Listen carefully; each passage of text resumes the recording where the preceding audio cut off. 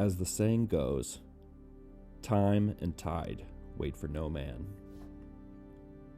And it's true. Sometimes it feels like our lives have a way of disappearing on us. The world moves fast. Time flies by. Months and years meld into a patchwork kaleidoscope of memories and oddly vivid images. And as we sit trying to piece together the complete picture of our past, the present marches on.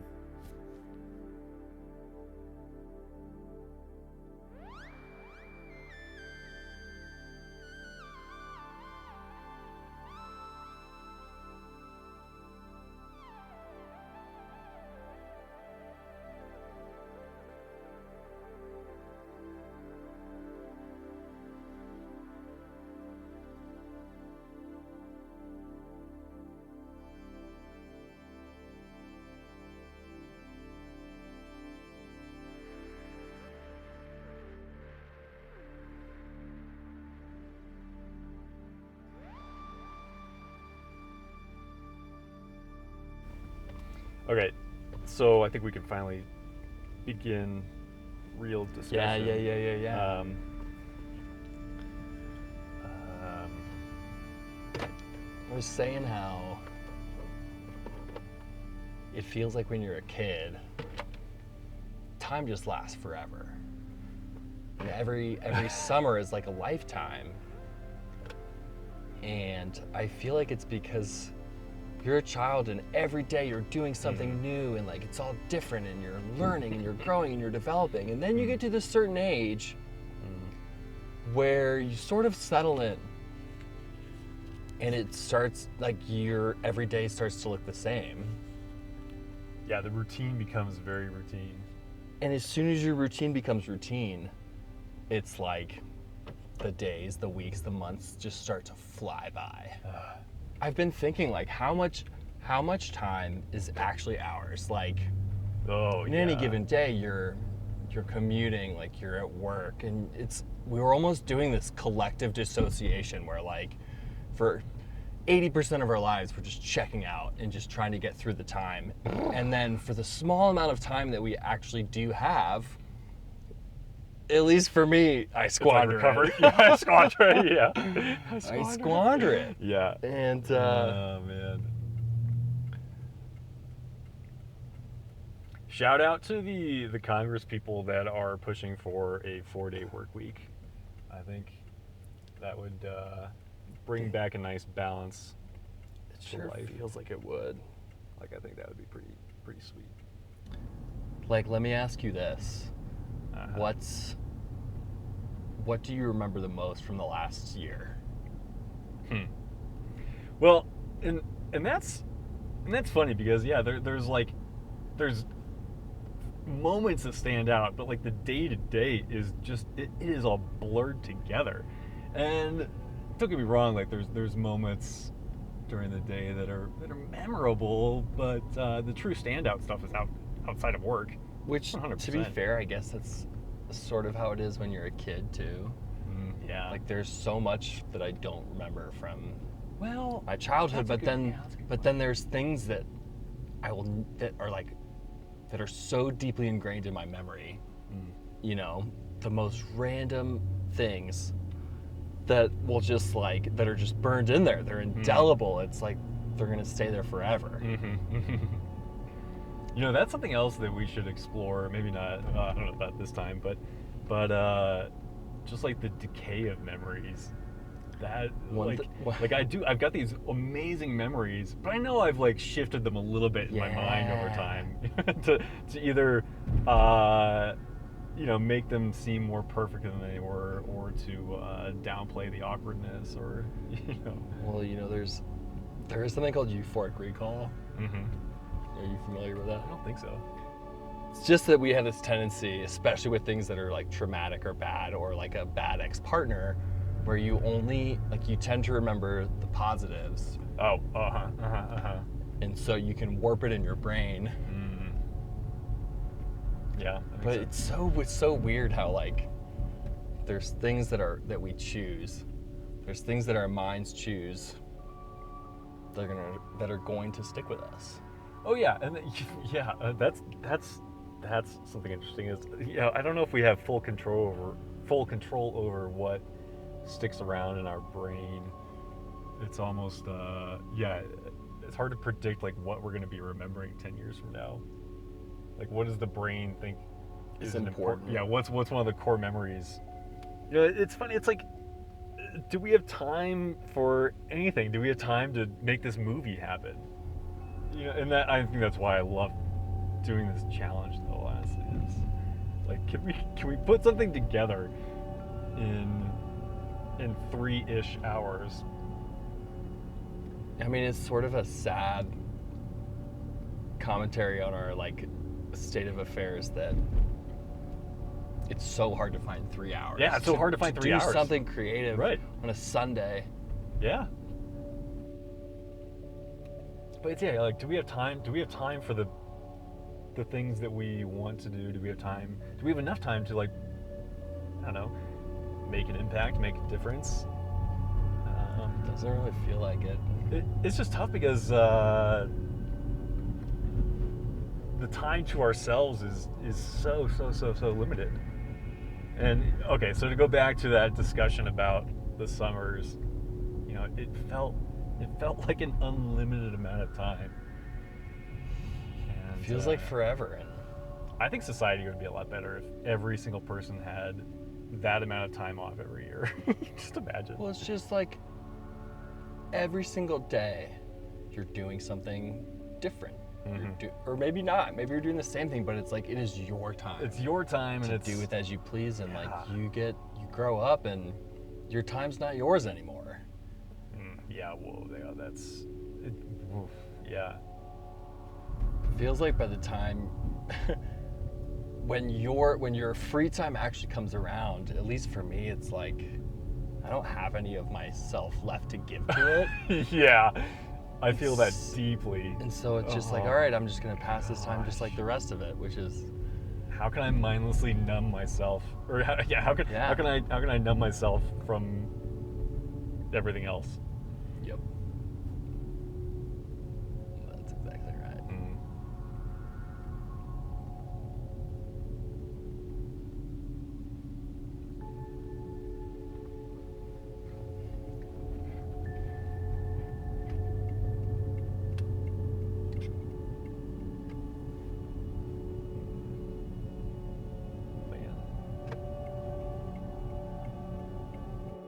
Daniel, do you remember, I mean, this is really random, but do you remember Bruce from the Steak and Shake in Nora?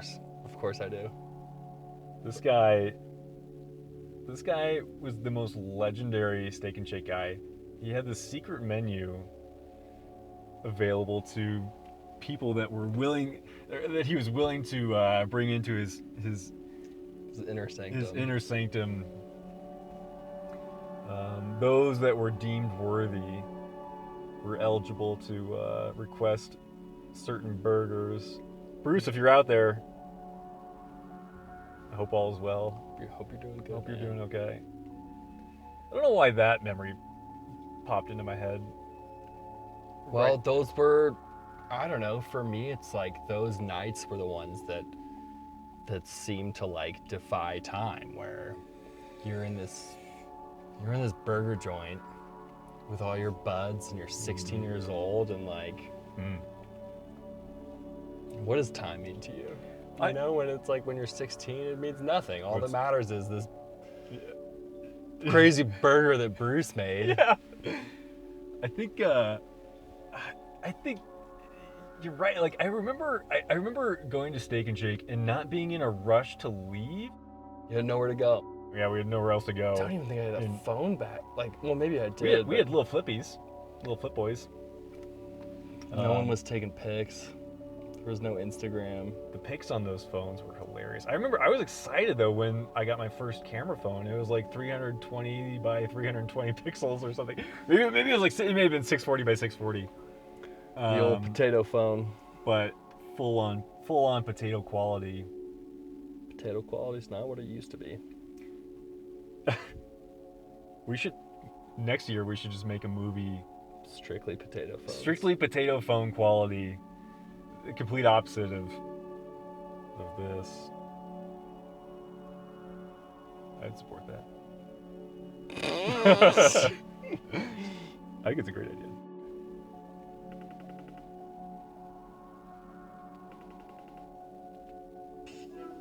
Hey, Hi. You can hear me? it sounds wonderful. We're shooting in our car because we don't want to get kicked out of another place. Don't want to make you wait. But hey. Hi. So, we've got some random questions for you. Okay. Um, Do you need me to here? I'm not great at holding my phone still. mhm. But I can try really hard if you need No, that's fine. specific things. No, honestly, the shaky cam adds to the chaos of trying to put this thing together. Yeah. Okay. So I have no problem with that. Okay. All right, so I've got some random questions, and you don't have to answer any of them. But what's the earliest memory that you can think of that you're willing to share? That like the first thing that pops in your head, or well, ideally the first memory. But if it's the first thing that pops in your head, that's fine too. But This is such a cute question. I'd say the earliest memory that I do have is being very small, like still in a stroller. mhm. And I was in Atlantic City with my mother who is from New Jersey, and her mother. And we were on the boardwalk and we were going in and out of stores. And I remember getting a stuffed animal, a little dog stuffed animal. And I called him Bobo, and I still have Bobo. Nice. But in this memory, I remember the red carpet in the store in Atlantic City where we got the stuffed animal, which is hilarious and tacky and really fitting for Atlantic City. And then I remember dropping Bobo, like losing him, and being very upset about this. And this is probably why I remember it. It's big emotions for a little kid. Yeah, and then we found the stuffed animal. We went back and forth and eventually found him, and my mother was in distress. And yeah, anyway, first memory. How old? I missed. How old do you think you were? Oh, sorry. Probably 5, under 6. My sister wasn't born yet. Yeah. It seems to be like right around that time. I think Yeah, they say that when kids turn 5 is when they're there's lots of thought on what happens before the skull fully hardens. Like there's more oxygen getting to the brain, and so you're experiencing. There's lots of thought. Some thinkers posit that you're experiencing other people more than just yourself at that time. But yeah, I guess if you're hearing from other people that their first memory is around that 5-year age, that makes sense to me. Like, yeah, you're fully developed. Well, first fully developed as like a human. that makes sense. Yeah. Okay, you ready for the next one? I love that memory, by the way. That's a good one. Oh, this is really good. Yeah. Okay. What if you had let's say twice the amount of time that you had as you do right now, what would you do with it? Like you just overnight like doubled the amount of time in a day. Well, does that are we like doubling all of our other responsibilities? Yeah, no. Like work? No, yeah. I guess I should clarify. That's like if you could double the amount of time that is strictly for yourself, yeah, and and no additional sleep or work is required? I would be outside a lot more than I am. I'd be, I'd just be outside. The day is, when you work full time, the day is eaten up by being inside and if you work full time at a desk job, I should say, a lot of it is taken by being inside. I'd just be outside seeing things, exploring, walking mostly, probably.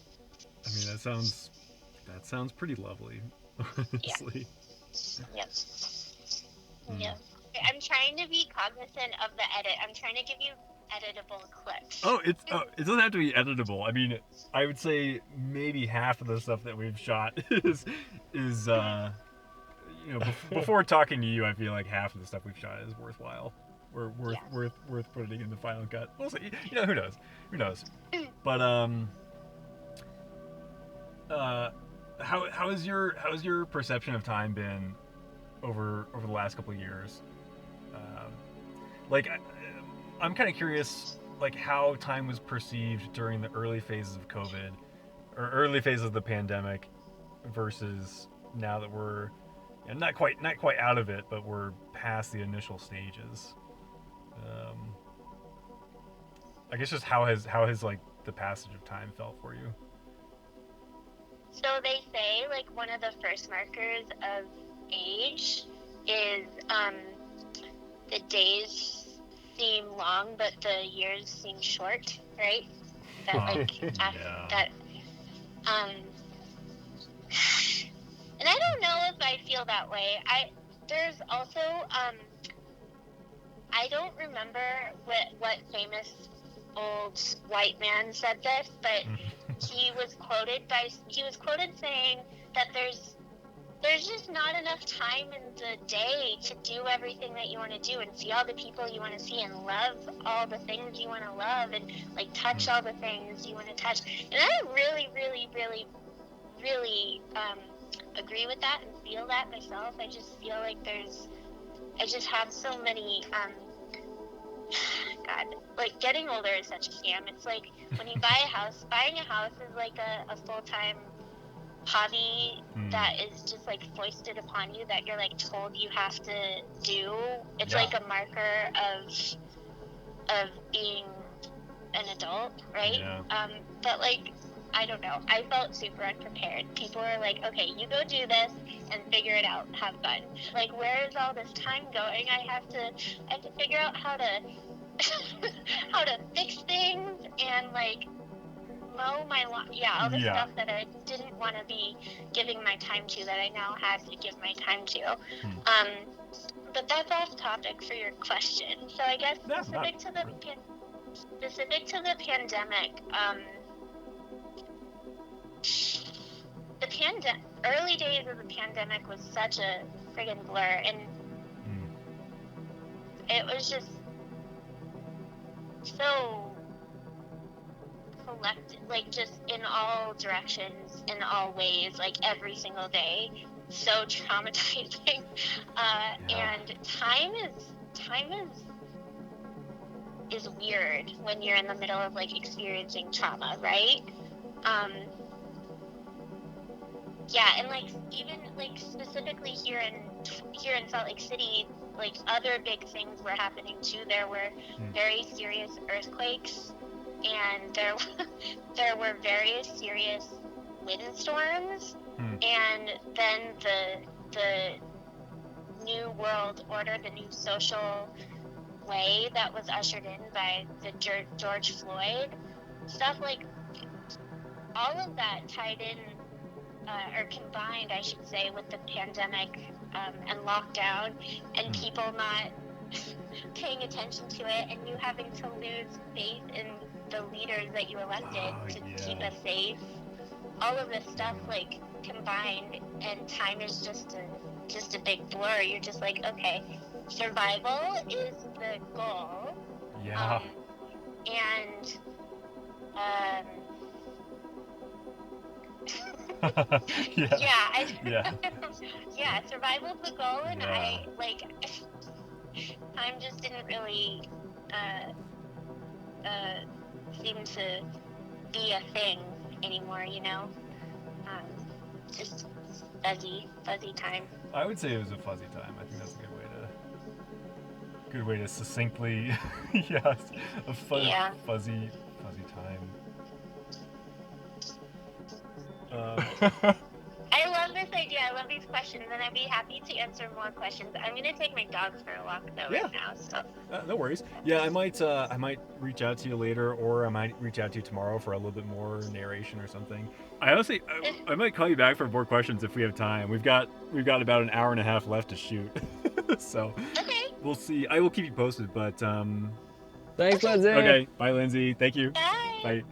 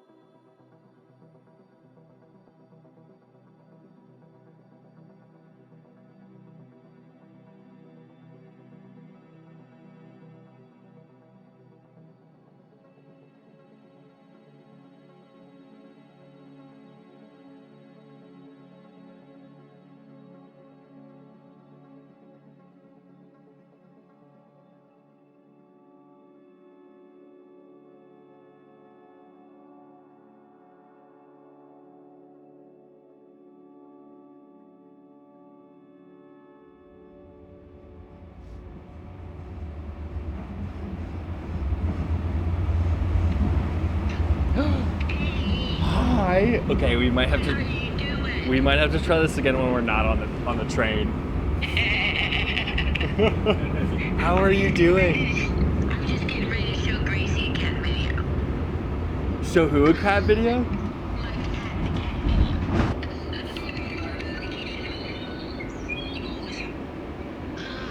Hi. We're on the train. We're gonna have to do this again when we get to the train station because you can't hear anything. How are you doing? I just put the cat video on for Gracie so she can come up here. Does she likes the cat videos? She loves the cat videos. How am I doing? I'm kind of like, I'm here. Yeah. I'm here. There's Gracie. Okay, you need to hold that thought. I'm gonna call you back in like 5 to 10 minutes.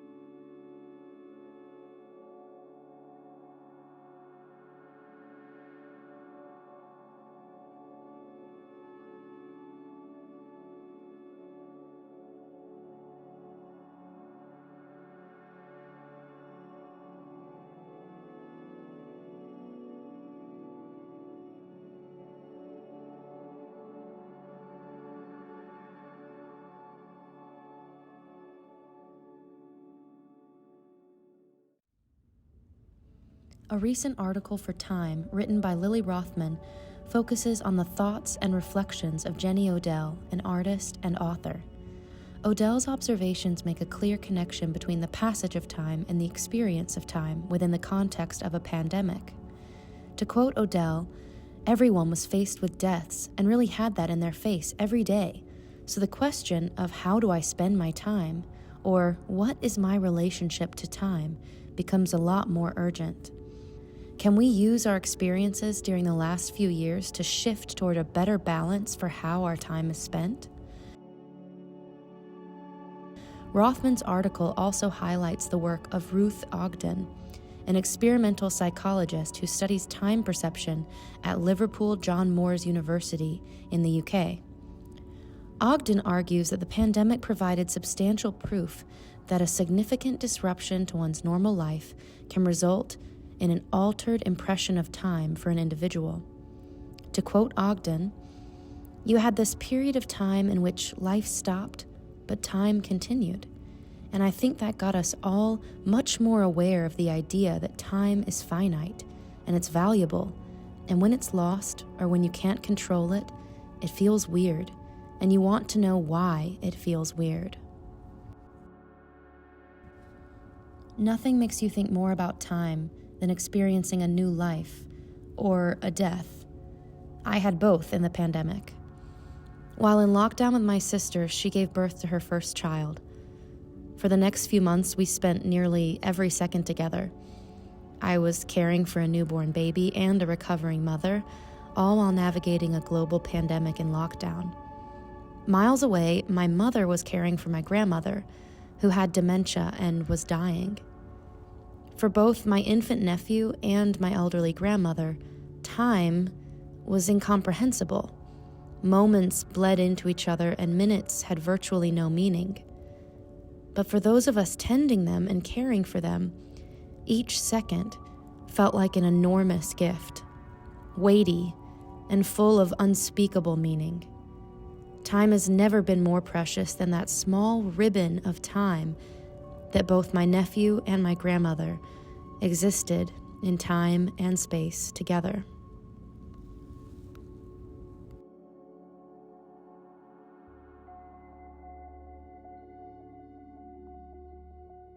What is crazy about how time passes is that you really feel like a different person or a different version of yourself at each stop. I think that when I think about who I was as a kid, as a 10-year-old, as a 15-year-old, as a 20-year-old, to me, they all feel like completely different people. And I remember what it was like to be inside each and every one of those people. And I remember how the world around me felt when I was each of those different versions of myself. And it felt different. I went to this summer camp when I was a kid, and walking around camp as a 10-year-old camper felt incredibly different from walking around camp as a 20-year-old counselor. And you get taller, you physically grow, so your physical perspective on the world looks different. I remember in the elevator in my grandma's apartment, she lives on the 18th floor, and I used to not be able to reach 18, and I remember that I'd have to stand on my tiptoes to be able to push the button in the elevator to get to her floor. And I remember as I got older, that 18th button became a marker of how much I was growing, because I remember for the first time when I could reach it without jumping. And I remember for the first time when I could reach it not on my tiptoes. And then I remember when I was as tall as the button, and now I'm so much taller than the button. And, the rest of the world stays the same, but you and who you are changes. And I think the most significant growth happens on the inside, because every version of you is still there. It just gets wrapped and encased in the other versions of you. So the me when I was 10, walking around camp, having a crush on another 10-year-old boy probably, and running off to my classes and doing my arts and crafts, that person is still in me, somewhere in me now. She's just older and wiser and probably more jaded, and also more protected from the world because she's been through a lot. And every time you become a new version of yourself, you don't get rid of the versions that came before, you just build on them. So you sort of become this interesting onion of all of the versions of yourself that you've ever been. And it was really interesting for me when I was 21, I lost one of my best friends. And it was the first time I'd ever experienced a really deep loss like that sort of fragmented my sense of self, because I really felt, and I remember feeling it in the moment, that something had happened and was changing me in a way that was irreparable and irreversible. And there was an innocence and a naivete and a joy in the version of me that lasted from when I was born until August 23rd, 2015. And then August 24th, 2015 shaped me for who I was going to be for the rest of my life, because it's such a profound loss and a tragedy that it kind of shakes you to your core, and you have to reckon with mortality for the first time. And my friend passed away when he was 29, and now I'm almost 29, and he seemed so much older than me at the time. And thinking about the fact that I am not too far from now going to be older than he ever was is crazy and is confusing and painful. And I remember the version of me before he passed away, and I had sadness and struggle when everyone does, but I hadn't experienced a fundamental loss until he died. And so I think the person from before that happened is still there in me, but has been shaped by everything that came after. And it's interesting because, as you move through your life, you either die or you live to see everyone die. And that's such a crazy, it's the only thing that we know to be true and promised in life is that. And I think that can either be viewed as an incredibly suffocating, devastating, and paralyzing reality, or it can be viewed as, almost this lightness of it's inevitable, it's unchangeable, so all you can do is move forward with the time that you do have. And I think if you can let yourself let go of that fear of the unknown, then you can kind of move through every day as a gift, which is exactly what it's supposed to be. But I think we forget that amidst, all the cerebral thinking that goes on. I always think it's interesting to look at clothes that I had when I was a kid. I still have my bat mitzvah dress hanging in the closet. I have my prom dress, which I've actually worn to things since prom, which is fun. Because there's something visceral about looking at a piece of clothing or an object from an earlier version of you that grounds it in such a stark reality of, it's almost like it transports you back to the you who wore that dress. And I remember having navy blue velvet pants that I wore all the time and loved so much. And I remember growing out of them and becoming too big for them was so devastating because I couldn't wear my favorite pants anymore. And in the moment, all you feel is a sadness. But then I think about all the amazing clothes and experiences I've gotten to have as I've gotten bigger and older, that the me who wore those navy pants would have loved to know that I was going to be this person.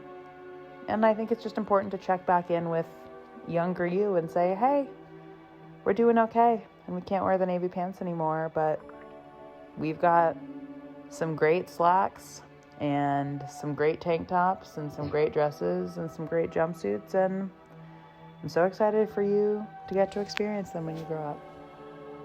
And those are my thoughts on the passage of time.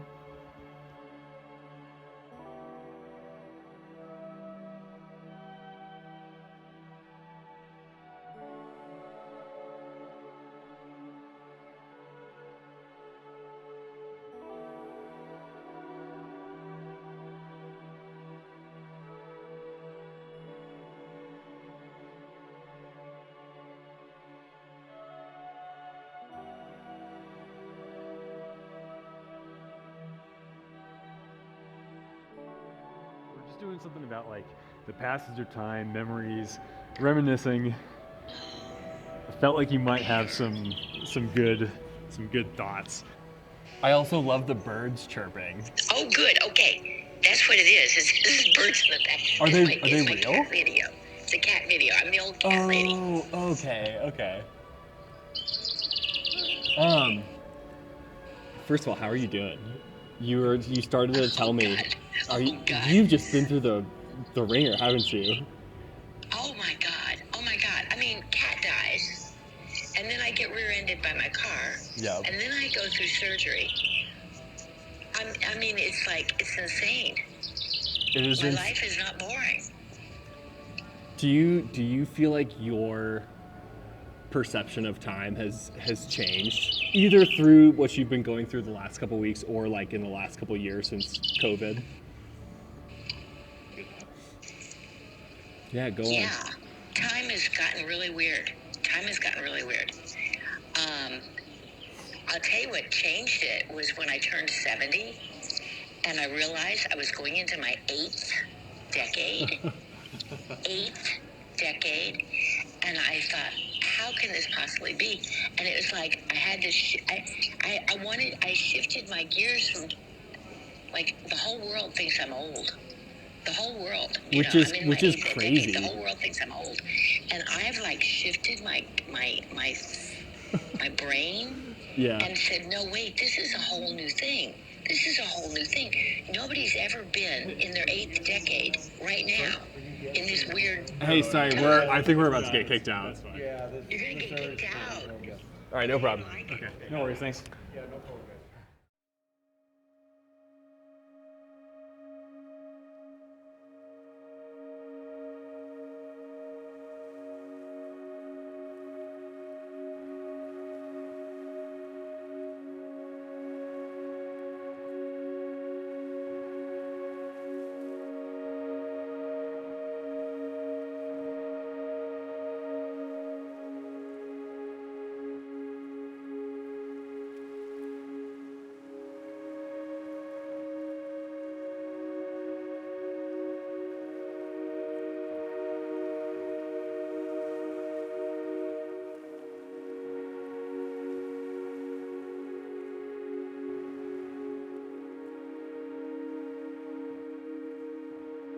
George, tell me. Oh God. What's your earliest memory? Like, it doesn't have just the first thing that comes to mind. You're breaking up so much. What's your earliest memory?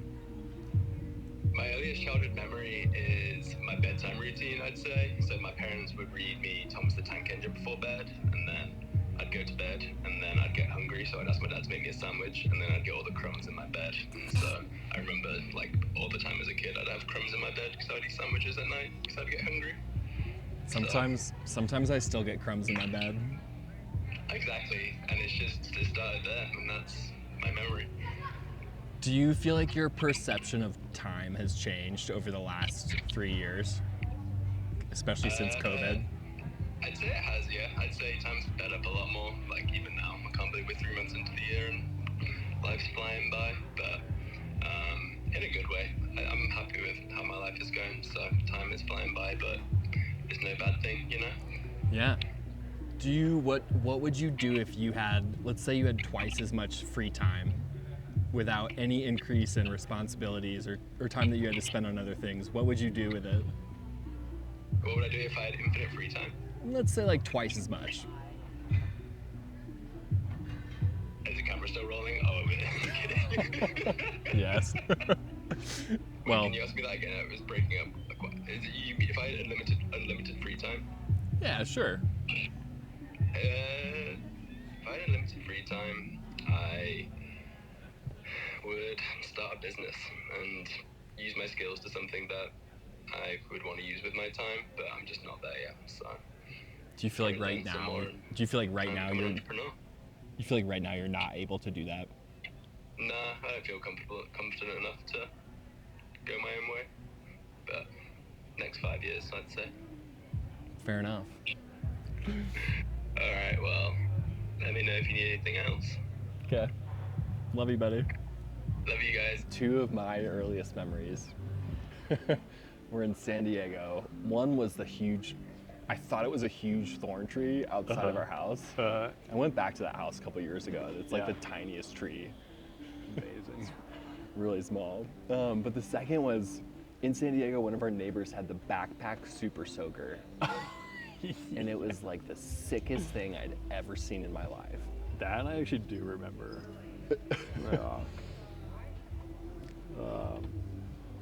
Man.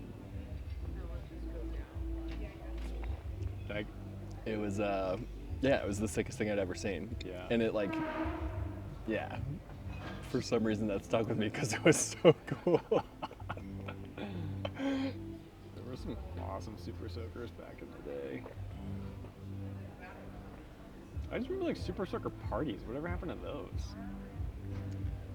I actually know that, or it wasn't a super soaker party. Somebody had a Nerf war at Cheeseman Park in Denver this last weekend. Oh, really? Yeah. Oh, that's awesome. I want to do that. I know. I love the places like train stations where everyone the nature of it is so transient. Like everyone that's here, or most of the people that are here are only passing through. But like this building has been here for 150 years. Huh. And it's crazy to see somewhere like that in this state where it's just like quiet. All right, we're out of time. And man, it just flashes by. It's just that's the whole. That's the beauty of this challenge, and I mean that's the beauty of life is that It's just never enough time. Never enough time. This time, but it still is just. Wish there was more time. Always. Yeah. Have we had? Has there been worthwhile discussion? I don't know. Yeah. Did we bring anything to the table? Has the dialogue been strong? Is the writing good? I don't know. We didn't write anything. But did we have a good time? Well, I sure did. Yeah. That's a definitive yes. Because all right, okay, so completely unrelated to everything else we've been talking about, but Elon Musk, man, dude, you've got so much money, you could just throw at major problems. Like nobody needs to be sleeping on the street. You could literally be Batman, dude. You could be Batman. You could solve massive societal issues. Like You will go down in history forever as a hero. yeah, and it would require just a little bit of your fortune, man. But man, yeah, 3 hours goes by fast. You know, it's just like 3 hours is nothing. man. Especially in the grand scheme of the universe. Mm. What is this but a flash in the pan? Yeah, that's right. That's the other. I know that's the other funny thing. It's like don't worry about the small stuff because on a galactic scale, it just doesn't matter. It's just all like the small arguments and the fights and the disagreements. It doesn't matter. Feels so pointless. Yeah, there's just like so much conflict that is just like so unnecessary. Well, and it's so funny that in 100 years, no one's gonna care about the stuff that we care about now. I know. Yeah. There's gonna be a whole new slew of wonderful things to get upset about. Yeah. There's just so much. There's so much stuff in the world that needs to be addressed, and things that need more awareness. And it feels like it's stuff that feels like could be fixed. Yeah. If Does this always stop? Yeah. Okay. Yeah. Yeah. Just some things that it's like, oh, we haven't tried anything and we're all out of ideas. So like, let's try some things. Just throw some money at the problem. Throw some money at the problem. If you got billions, what are you really using it for? Yeah. Aside from gaining more billions. Aren't you bored of it? Yeah. Aren't you bored? Elon, aren't you bored? Like 200 billion, I think, at the moment. Like, Start helping people. Aren't you See if that gets you bored? jacked up. Yeah, man. I feel like that would get me jacked up. But that's, I don't know. Discussion for another day.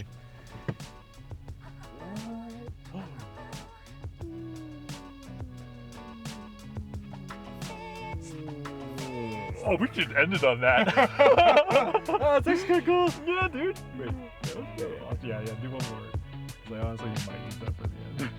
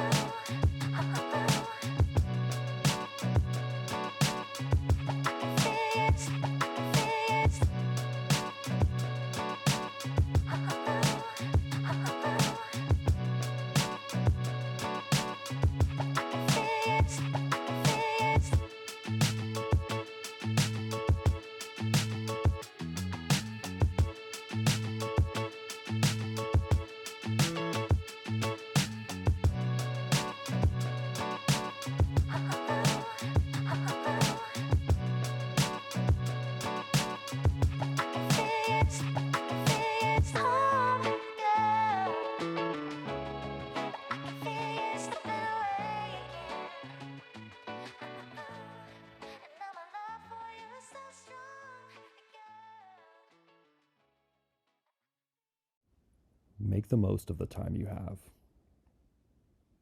Do things now, because life isn't going to wait up for you. Your life is going to happen, whether you're a part of it or not. It's up to you to decide whether or not you have a say in what happens in yours. It's easy to dwell on the past. Nobody knows what the future holds. And we're all so concerned with making the right choices. But maybe it doesn't matter if we make all the right choices. Maybe what matters is just that we choose it all. So make a choice. Do a thing. And if it all goes wrong, if you don't like the result, spit it all out. Try again. Cut yourself a new slice of life. And soak up every minute of the time you're given.